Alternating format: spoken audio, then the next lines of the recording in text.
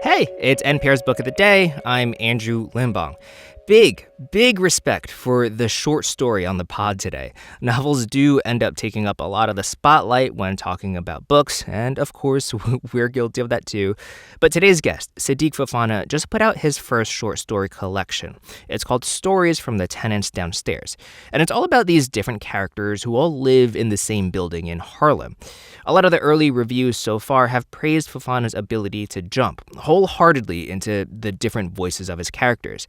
And he talked to NPR's Daniel Estrin about being obsessed with all the different ways people could talk, even within one neighborhood. Days left 10.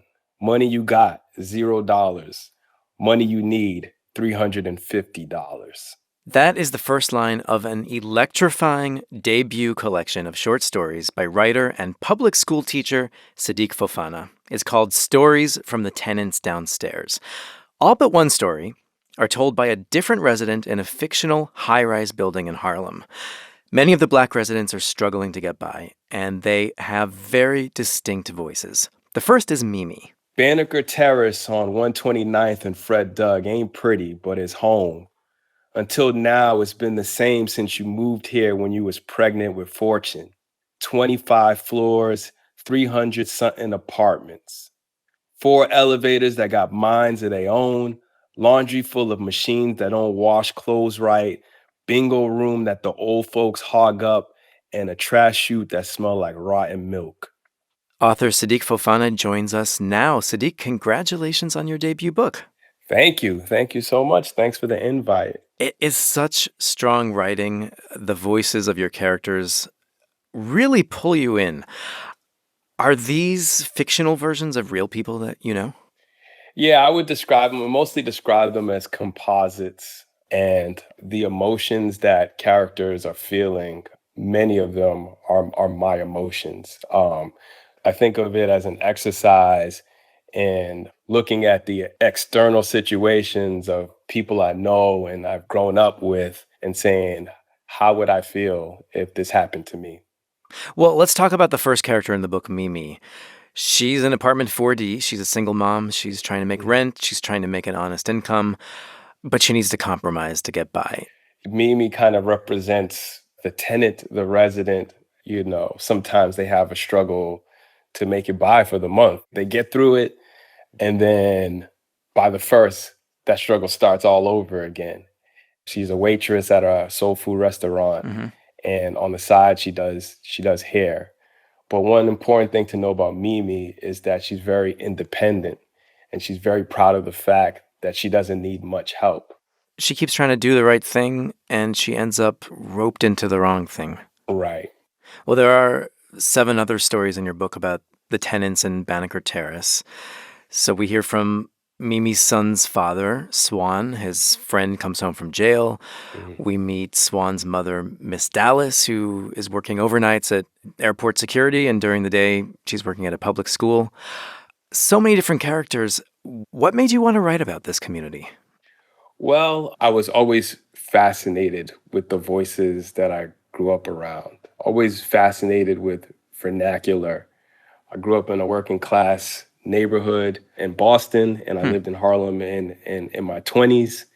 A lot of the familiar things, the public buses, the corner store, the basketball courts, the cookouts, are a lot of the things that I encountered in Harlem. And it made me think that, this is not only just a Black community that I grew up in, but it's an American story full of different voices. I was inspired to capture how the oral story is told on paper and how those voices could differ depending on word choice and syntax.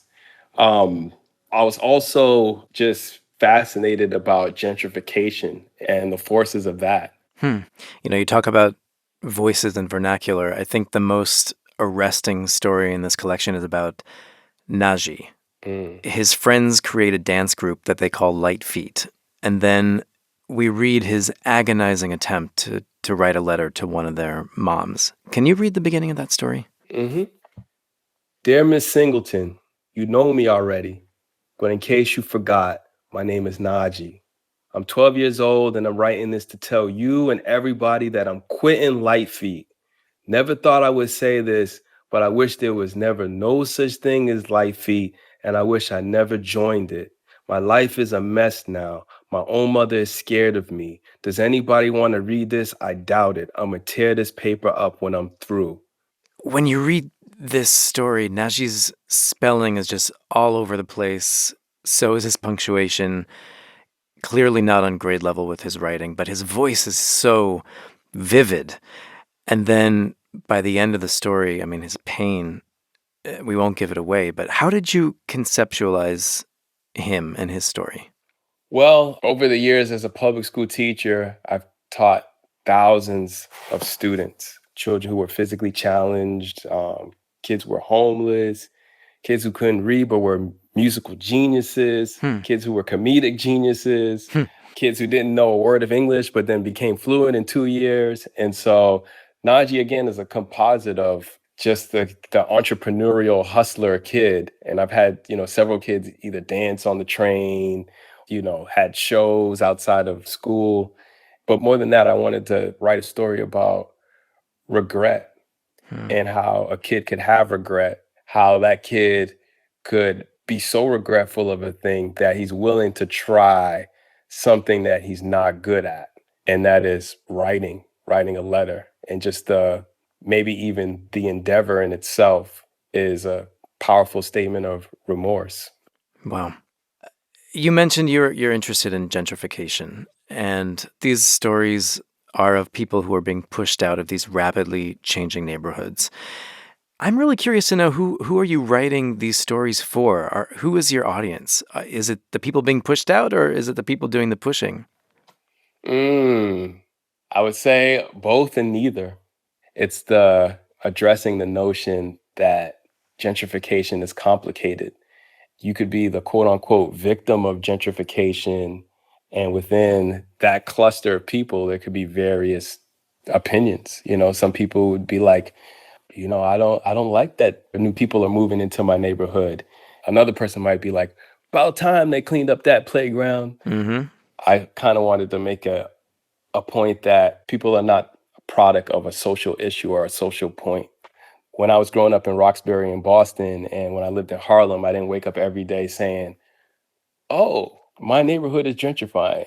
I kind of woke up every day saying, I got to go to work.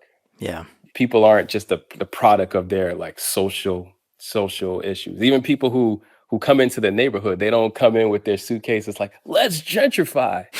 They come in saying like, let's find a nice place to live. So this is your first book. What other stories do you have up your sleeve? Well, as a teacher, I love the idea of stories like Thank You, Ma'am, and Monkey's Paw, and Cask of Amontillado, and stories that are like 3 to 10 pages that, you can read in one sitting with your class. In terms of subject, I have no idea, but in terms of length, shorter stories. But I mean, I feel like everybody always says like, working on a novel and whatnot. But I don't know. I'm just like a rapper who's like, I don't want to work on an album. I just want to work on a verse. Writer and public school teacher Sidik Fofana. His debut collection is Stories from the Tenants Downstairs. Sidik, thank you so much for being with us. Thank you, Daniel.